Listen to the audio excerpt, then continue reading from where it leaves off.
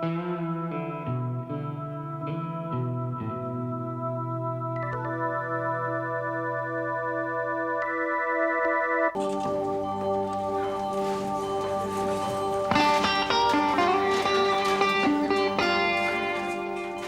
hour ago, this 17-year-old was shot on the streets of Detroit.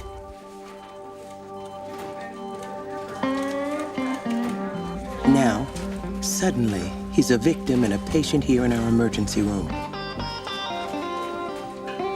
He's alone and confused and afraid in an alien world of bright lights and unfamiliar sights and sounds. We'll ease his physical pain and treat his physical wounds. But what about his emotional pain and his emotional wounds? They can be just as devastating. Shouldn't that be our concern as well? I mean, I hear about people getting shot out. Oh, he got shot on, you know. Just blow it, going one end out the other. But when it happened to me, I went in a state of shock. I'm saying, I mean, my whole idea in my mind, like, I'm finna die. I'm laying on the street, I'm about to die. That's all I kept thinking about. And you know what I mean? It's a scary feeling, doctors coming in there asking you. I mean, telling you, Mr. Shanklin, we don't know if we can save your leg. Mr. Shanklin, we don't know if you're gonna die. I mean, that affects you mentally, it really does. Post-traumatic stress disorder is the syndrome of really a normal response to abnormal events. And the abnormal events have to have that quality of being searing and intrusive and horrifying and terrifying. Any of us can have PTSD, more or less. But for some people, it lasts a long time, and it has other elements as well. It embarrasses them. It makes them feel ashamed and weak and guilty. It drives them to drink. It causes panic and depression. But what we're looking at here is a response that many people have to abnormally intense traumatic events. Flashbacks, large decrease in sleep. I mean, certain areas of the city that remind me of what happened. You know, I wake up in cold sweats and think, you know, just repeating over and over in my mind, like, nah, it's still fresh in my mind now. You know, I get scared at first. When I first got home, my mother might have to go to work. I didn't want to stay there by myself because I was scared. I'm thinking, well, this guy coming to finish me off. You understand what I'm saying?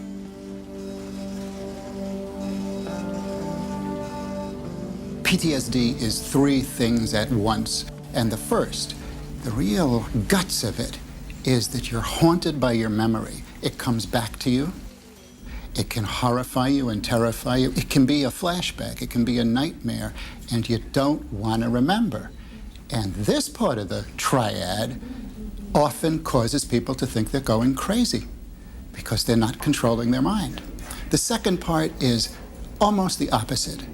It's not having feelings in general, being numb or deliberately or unconsciously avoiding those parts of your life that might trigger a reminder. And the third part is physiological. The third part is having your threshold for anxiety and fear and arousal being lowered, so any little thing can make you jumpy and it disturbs your sleep and your thinking and your sex life. Those three parts together are PTSD.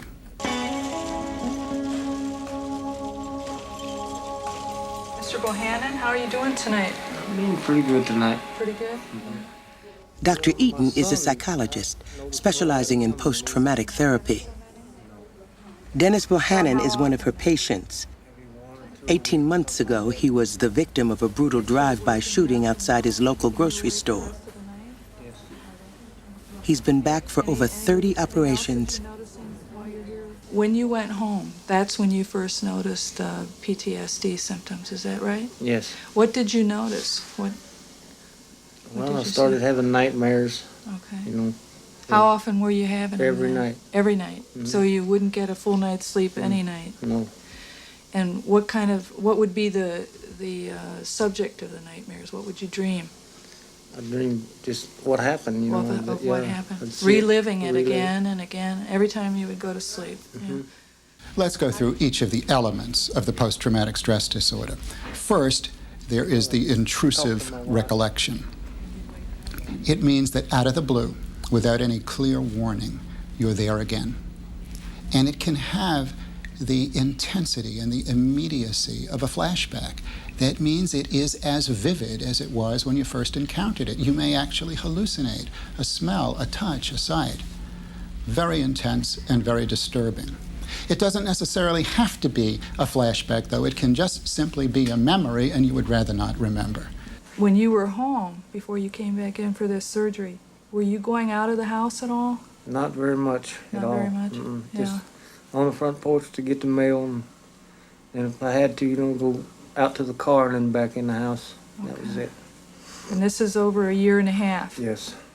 Now, the second part is 6 or 7 individual possibilities, but altogether they're called the negative symptoms. Not having feeling somewhat alienated from others, finding that just almost automatically you stop doing the things that you used to do that were a source of pleasure because you don't want to risk a reminder. Any loud sound.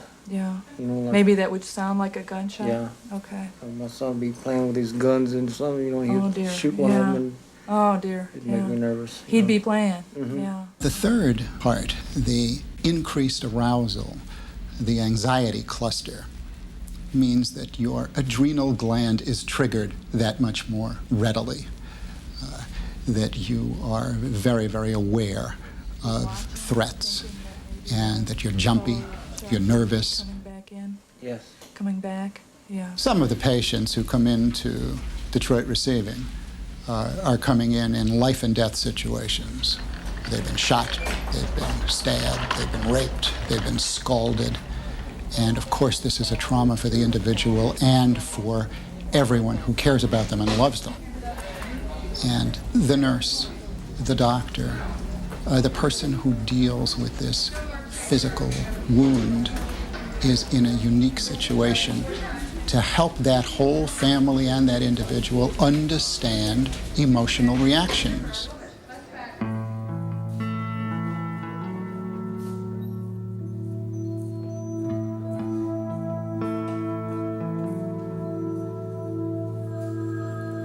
In the beginning, what they say may not be totally absorbed, but they can say a little bit about what might occur down the road as part of the healing process. And by doing this, they remove the fear, and they remove the confusion, and they remove the stigma.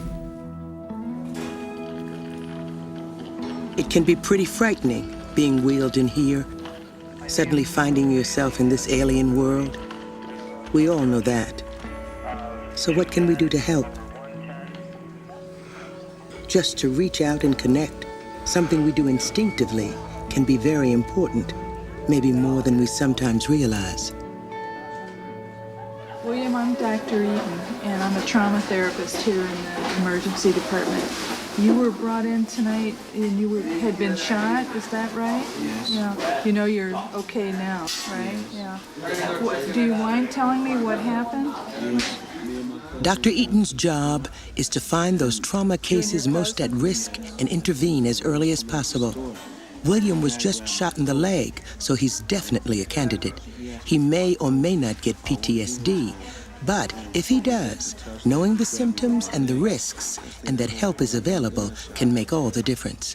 Now, when you get home, you'll probably feel very relieved for a while. But then sometimes people who've been through an experience like you have, some months later, maybe 3 or 4 months later, may have flashbacks or nightmares or not want to go out of the house and things like that. That's called post-traumatic stress disorder. And about 1 in 4 or 5 people develop it. Okay, so if you do, I want you to give me a call, and I'll give you something with my name and phone number on it, so you can call me, okay?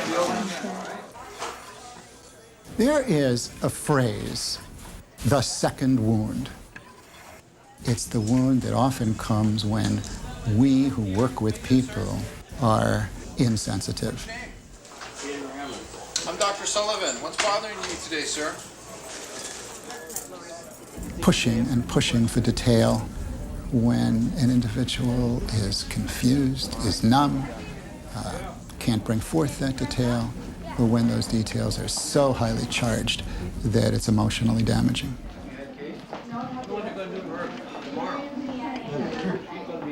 We never mean to push too hard, but all of us do it at times, especially when it's really busy.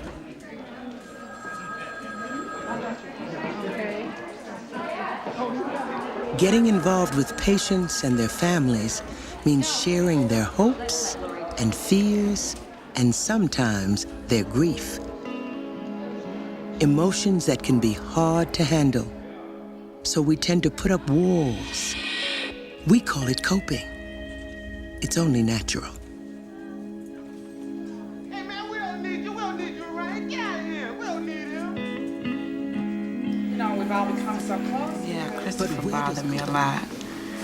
He was in a diving accident and he was a quad too. And it was, he had a little brother and he was only 13.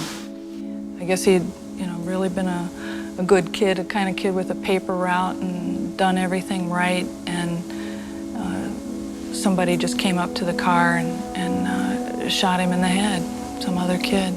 We came in that morning and he was just as pale as a ghost, and they said it's just a matter of time. He wasn't going to make it, and to hear his sisters screaming and, the mother just kind of sitting there in a daze. How unfair for a 13-year-old boy to die. There's nothing that can be said. All you can do is just be there with them through it. And sometimes after, that's when I find myself crying on the way home. We all have stories like these, stories that have affected us, stories that we carry with us. It helps to share these emotions, to work them out, especially with our coworkers, people who'll understand, who've been through it too. Dealing with our feelings, confronting them, it helps us to get on with our work, helps us move on to that next patient and their loved ones. Dr. Sweeney, our Vice Chief of Emergency Medicine, has learned to deal with it. He's learned how to survive.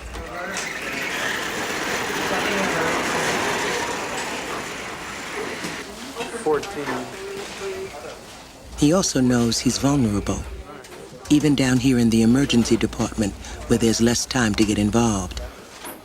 Even here, a patient or their family can get to us, sometimes when we least expect it. I had an individual one time who was a young male who had been involved in a drug deal that went badly, and the individual was shot and then brought in, and this was a real trauma code where there are bells and whistles and IVs being slammed in and lots of hoopla in this room, to the screaming, yelling, and everything. And we were unsuccessful. The magic didn't work. And we were given the history that this individual had been involved in this drug deal, so the sort of defense mechanism went up and the wall went up, and we lost an individual, but maybe it's not so bad because he was a drug dealer and things were bad. And we left the room, and the room was all this big bloody mess and everything. And we walked out, and I was told by the lead nurse that there was a relative out there and that it was his father. So I went out there, and here was this little man sitting in the corner of the room, which we call the bad news room, and he was a very well-dressed little man, a Hispanic gentleman. And I sat down in a very, robotic way, and I said, Mr. So-and-so, and was this your son? And we talked briefly for a little bit, and then I said, I have some bad news, and I said, your son is dead. And it was like a shot went through him, and at the same time it went through me. And it was just like somebody had taken me and completely thrown me through the wall. because I connected with him in a way that just took his soul and being and more or less destroyed it, and he in turn connected with me somehow, and I was devastated. I was trashed. No matter how deeply we're affected, it's always harder on the family. At least we're prepared. We've done it before, and we're on our home ground. They aren't. The shock of what's happened to a loved one can be overwhelming. The sudden realization of the enormity, the finality of what's happened. And this too can cause PTSD. Sometimes a parent will just sit in a daze, or a wife will just sit sort of dissociated. She's out in her own, out in Never Never Land, or whatever you want to call it, just sort of there with her husband who's been shot and may or may not survive, but not really there. The victim's family is at risk as well. Someone has been suddenly ripped out of their role. It could be a child, and the parent could feel terribly guilty that they didn't protect this child. It could be a wage earner, and everyone in the family can wonder about their financial security.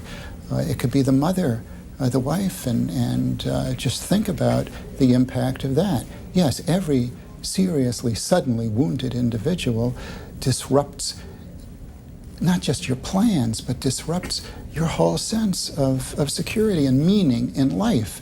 Now, when you come to a place like this that has its own rituals and its own sense of security and its basis in science and in medicine, it helps to undo that feeling of strangeness, that feeling of having been just chewed up and spit out by your own community. My hair might be all over my head, but this ain't. Like with Ryan, he didn't want to talk about it, and his family got mad with me because I told him you are a quadriplegic, and he said no, I don't want to talk about it. Don't call me that. Don't call. You'd have thought I really called him a bad name. Don't call me that. And he told his mother I called him a quadriplegic, and she said, Ryan told me you called him a quadriplegic. Nobody's ever called him that before. I said that is what he is, and you, all of you need to deal with it and say it to him. A lot of them don't like to talk about it. A lot of the patients, they don't like to elaborate on their injuries. I think they're still in, when they're here, they're still in a denial to a sense. Mm-hmm. Denial is a term in psychiatry, and it means that you don't consciously absorb the full impact of what has occurred. Now, sometimes denial is a very, very helpful, life-saving part of recovery. It's been discovered that people who had very, very severe body burns and who denied how close they were to death, how badly they were disfigured, how painful their recovery would be, lived longer than those who didn't deny this. But ultimately, there comes a time of reckoning. You've lost your apartment, you've lost a lot of your ability to live independently. And I'm here to help you, okay? We're here to help you talk about it, think about it. If going through a severe physical and psychological trauma, one of our patients is in denial, we have to be sensitive to that, and it takes the art part of the science and art of healing to time the discussions and to help a person eventually come into full awareness. You thought you were going to be here longer. We have to be straight with our patients, even when it means upsetting them. The sooner they come to terms with what's happened, the sooner they'll be able to get on with the rest of their lives.